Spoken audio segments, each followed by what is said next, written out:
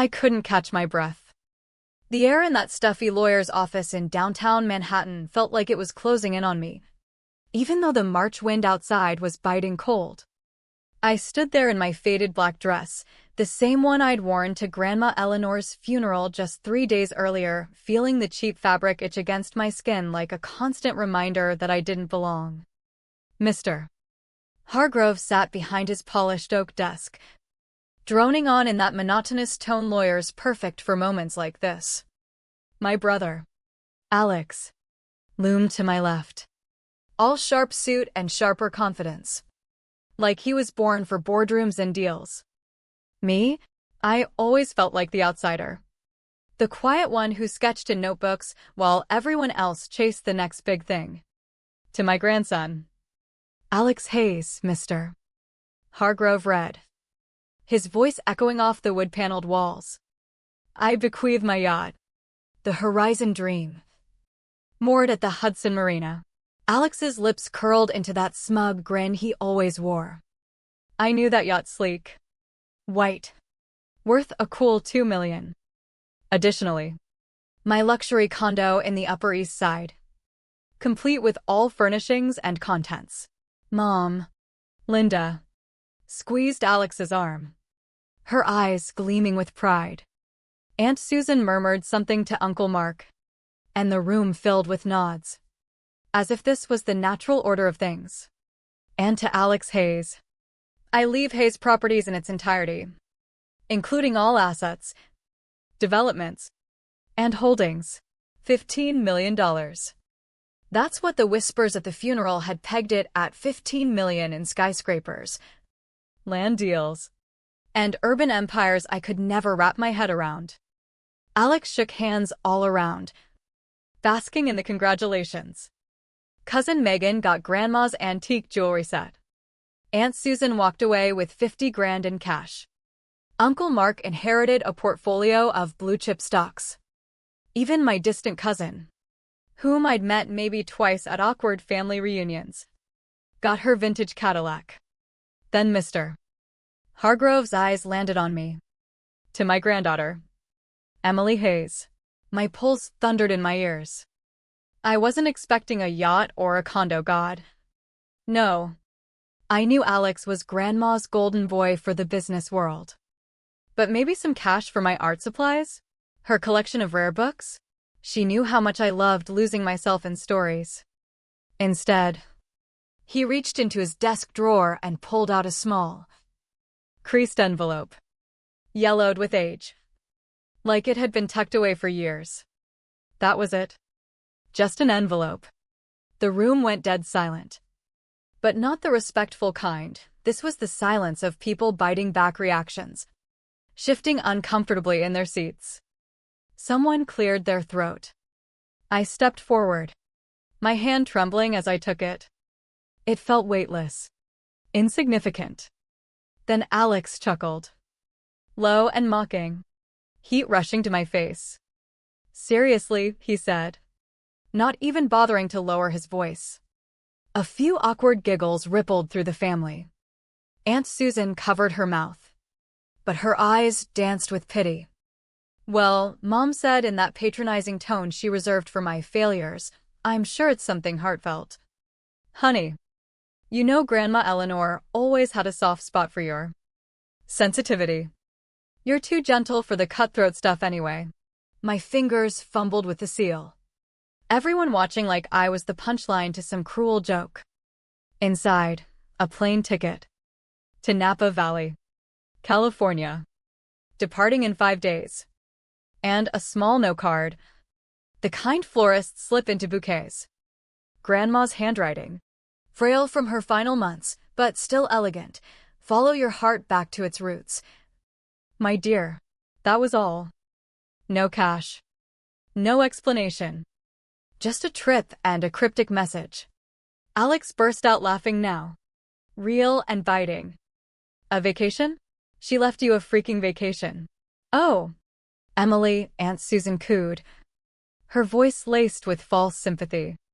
That's quaint.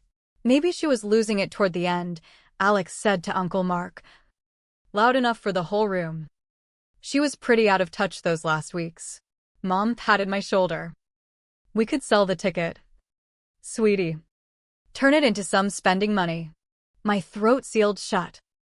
I stood there, clutching that ticket, while Alex inherited an empire.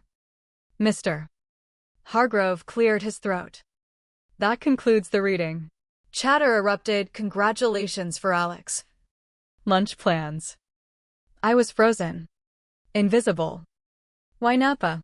Grandma had mentioned California in passing when I was a kid. She was born there. But she'd built her life in New York for over 50 years. What was waiting in wine country? Why humiliate me like this? I'd spent every weekend with her growing up, holding her hand in those final days as cancer stole her away. I'd loved her with everything I had. And this was my reward, a ticket while the rest got treasures. That night, in my cramped Brooklyn apartment, I stared at the ticket on my rickety coffee table. Tears blurred the print. Was this her way of confirming what the family always implied? That I was the disappointment. The Hayes who didn't measure up? The card mocked me, follow your heart back to its roots. But my roots were here. Weren't they? I picked it up. And something inside me shattered. Sobs racked my body. Ugly and raw. I didn't get it. None of it made sense. I holed up for 2 days, calling in sick to my freelance illustration gig. My boss was sympathetic, knew about the funeral. I buried myself in blankets on the couch, flipping through old photo albums. There we were, me at 6, in her tiny backyard garden. Her teaching me to mix watercolors. My hands smeared blue. Both of us laughing like I was her whole world. Another, baking pies in her kitchen when I was 8. Flour on my nose. Her in pearls even then. Always so poised. Those weekends were sacred. Mom would drop me off every Saturday. Alex never came, too busy with lacrosse. Then debate team. Then internships. But I had Grandma all to myself.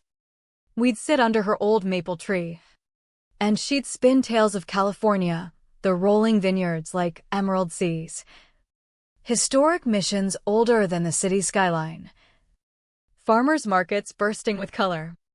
In the Napa Hills, she'd say, her voice softening with a faint West Coast lilt. The light's different. Golden. Like liquid sunshine. It turns everything magical. She'd teach me words. Beautiful was her favorite. Whispered like a secret. Darling girl, she'd say, cupping my cheek. You've got the Whitaker spirit. I never knew what that meant, maybe just that I was soft-hearted. Sometimes her eyes would drift, sad and distant, like she was lost in memories. Grandma? I'd ask. She'd snap back, smiling, just reminiscing. Sweetie, nothing to worry about. Things shifted when I hit 12 and Alex turned 16. Suddenly, he was at her place too, but for lessons in her study, poring over property maps and financials. Alex is following in my footsteps, Uncle Mark would boast. He's got Eleanor's head for business. My weekends felt diminished. But Grandma never let me feel it. She still held my hand, shared stories, whispered encouragements. One day, you'll get it all, she said when I was 15, sobbing over not getting into Alex's Ivy League prep school.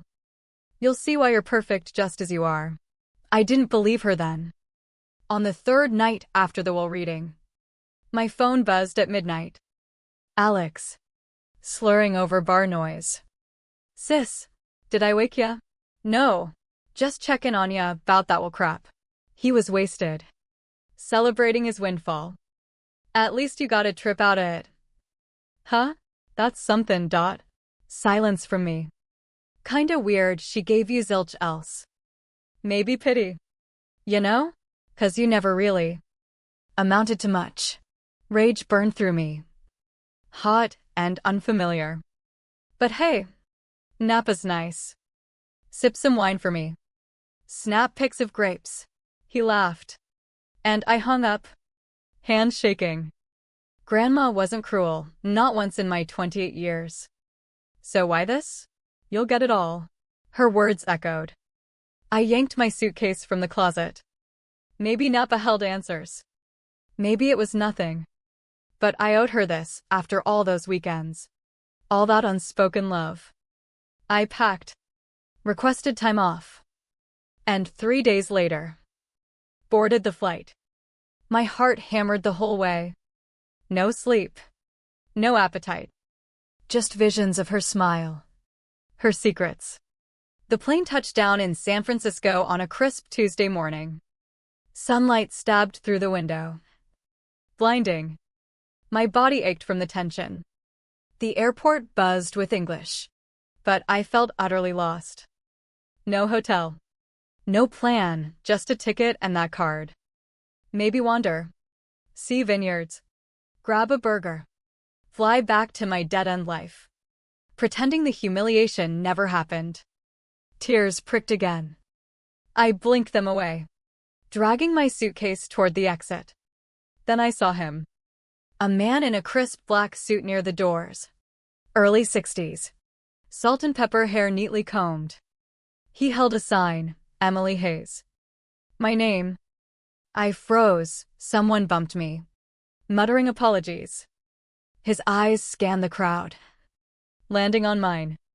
Recognition flickered. Miss Hayes. My feet moved autopilot.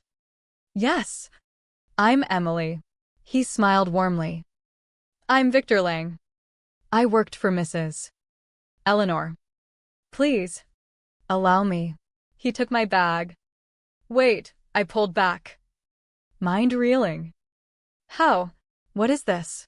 Mrs. Hayes arranged it all before she passed, he said kindly. She specified your arrival. I'm to take you home. Home?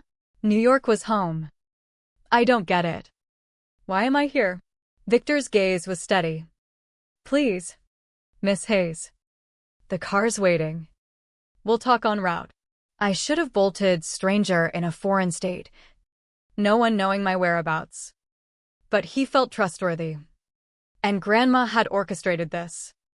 I followed him out into the California warmth. Air sweet with eucalyptus. A black sedan idled curbside. He opened the door. I hesitated. Please. Just tell me why she sent me here. He paused. Then said 6 words that shattered everything. You've inherited her true family legacy. The world spun. Airport chaos faded. Legacy, I whispered. Legacy, he repeated. Questions later. We have a drive ahead. My knees buckled as I slid in. Leather cool against my skin. As Victor drove, I stared at the blurring landscape. Numb. Legacy. What legacy? She built Hayes Properties in New York. That was Alex's now. That was it. Right? We left the city. Heading north.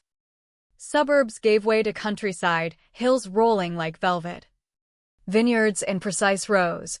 Oak trees dotting the horizon. Stone fences snaked along the road. Ivy cloaked. It matched her stories perfectly, golden light. Endless beauty. Where to? I croaked. The Whitaker estate. Miss Hayes. My home's in New York. He just smiled in the mirror. Over an hour passed, my phone signal dipped. It felt like a dream or a nightmare. Victor turned onto a tree-lined drive. Cypresses forming a shaded arch. Around a curve, I gasped. A sprawling estate. Honeystone walls glowing in the sun. Terracotta roof faded warm. Windows framed by vines. Gardens exploding with color. A fountain burbled in the drive. Water cascading from a carved lion. This was Grandma's. I breathed. This is yours, Victor said. Parking. The estate. The vineyards we passed. The olive orchards. And the Whitaker Design House in San Francisco. The car suffocated me. Spots swam. Design house? Grandma did real estate. Buildings. She never mentioned. My voice cracked. Victor opened my door. Come. Someone's waiting. Legs wobbly. I stepped out. Air scented with lavender and soil. Birds chirped. The front door swung open. An elderly woman. Mid-70s. White hair in a neat bun. Simple sundress and pearls. She gasped. Hand to mouth. Oh my. Then she hurried down. Tears streaming. Murmuring in a faint accent I couldn't place. I'm sorry, I stammered. I don't. This is Margaret Whittaker, Victor introduced. Your grandmother's sister, your great-aunt. The ground tilted. A secret aunt. In California. Let me see you, Margaret said, cupping my face. Her hands trembled. You look just like her, like our mother. Those eyes. She hugged me. Lavender scented. Sobbing. Why didn't she tell me? I cried. Why the secrets? Eleanor sent you back, she whispered. Home to us. At last. Home. In the arms of family I'd never known. In a place I'd never been. Something stirred recognition. Belonging. Margaret led me inside. Marble floors gleamed. Portraits of stern ancestors lining walls. Into a library, shelves towering with books. Leather armchairs by a stone fireplace. Windows overlooking gardens. Sit. She fetched a wooden box. Brass latched. Eleanor wanted you to know it all. She wrote everything. Inside, letters. Stacks of them. Addressed to me in her script. She never mailed them, Margaret said. Kept them here. Waiting for you. The first, dated 25 years ago. My birth. My dearest Emily. I held you today. Perfect. Your eyes, our family's eyes. The Whittaker gaze. Tears flowed as I read. She detailed the Whittaker lineage, artists, designers, creators. Their mother started a small couture shop in Napa that bloomed into a luxury brand for bespoke gowns and accessories. Sold to elite clients coast to coast. Another letter. 15 years old, watched you sketch today. Emily. Fairies. Landscapes, your hand dances. You've got it. The Whittaker gift for beauty. Year after year. She observed me. Seeing in my quiet creativity what the family dismissed. Alex has the business acumen. He'll thrive with the New York firm. But you. Darling, you have the soul. The heart. I looked at Margaret. Sobbing. Why hide it? She sighed. Your mother. Linda, she only values wealth. Status. Eleanor feared if it came out while she lived, they'd contest it. Linda and Alex would drag it to court, claim shares. So she kept it secret. Even from you. Legaled it here in California, untouchable by New York courts. Waited for death to seal it. Margaret nodded. To protect it for you. A recent letter. The design house is worth $40 million now. Emily. Estate and lands. Another 10. Kept safe for you. Alex gets his empire. But this, our true legacy, is yours. You'll cherish it. Grow it. I couldn't breathe. 50 million. Mine. Overwhelming. I know, Margaret said. I laughed through tears. That's putting it mildly.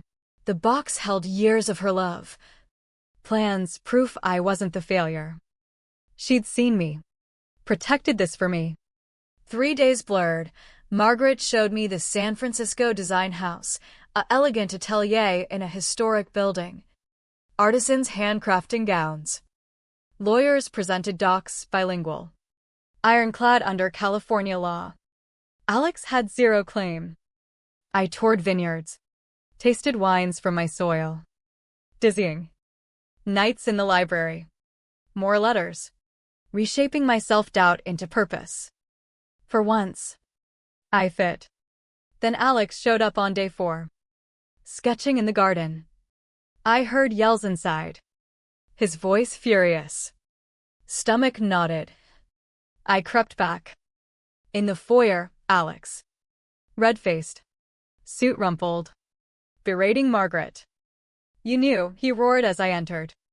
You manipulated her. Turned Grandma against me. I knew nothing, I said steadily. She hid it from all of us. Bullshit.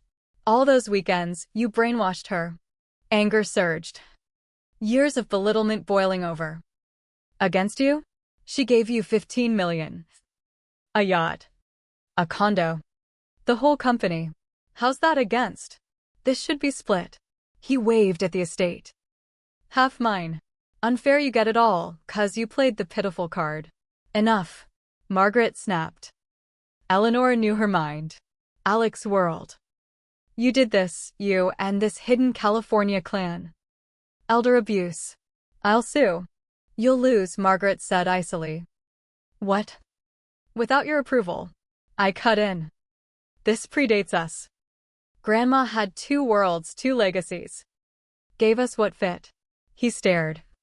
Venomous. You think this makes you better? Still the same loser, Emily. The words stung less now. I'd read her letters. No. But Grandma saw me. Gave you numbers to crunch. Gave me beauty to create. This isn't for selling, it's for loving. We glared. Siblings turned enemies. He stormed out, lawyers incoming. I shook. Heart pounding. Margaret squeezed my shoulder. You stood strong. I nodded. But inside, something broke, our bond. Forever. Alex's lawyers backed off 2 weeks later. California assets airtight. No jurisdiction. No win. I should have triumphed. But sadness lingered. We barely spoke now, maybe we never truly had. I stayed. Weeks became months. Margaret taught me the ropes, family history, business ops. One sunset in the library, why'd she leave California? Fell for your grandpa. Robert, an East Coaster here on business. Kind. Funny. But his life was New York. She chose love. Moved east. Kept this. Ran it remotely. Visited solo. Twice yearly. Told Robert, business, true. But it kept her soul alive. For you. That night, I decided. Quit my apartment. Kept remote clients. Most stayed. I'm home, I told Margaret. She wept joyfully. Months on, learned design. Met artisans. Sketched ideas praised by them. Inherited talent bloomed. Made the estate mine. Italian lessons? No. Spanish phrases from local workers. Vineyard walks at dusk. Painting gardens. Golden light. As promised. 6 months in. The final letter, if you're reading this. You've found your roots. Sorry I couldn't say it alive. Cowardly in ways. But brave here. Ensured you'd flourish where you belong, not New York's grind. But our nurturing soil. Alex will be wealthy, you'll be complete. My gift. Let them call it unfair, a grandma sees souls. Gives what they need. I saw you. Emily. Always. You've got the Whitaker heart, creator. Lover. Beyond money. Live. Love. Create here. Every sunset. I'm with you. Welcome home. My darling girl. With all my love. Eleanor. Tears fell, grateful. Mending. The funeral humiliation? Not a joke. A key to life unknown. Self unrealized. True home. Let Alex keep his millions. Yacht. Penthouse. I had more, belonging. Purpose. Roots deep in this earth. Out the window, gardens moonlit. Distant music from town. Air jasmine sweet. I understood. I had the Whitaker heart. And I was home.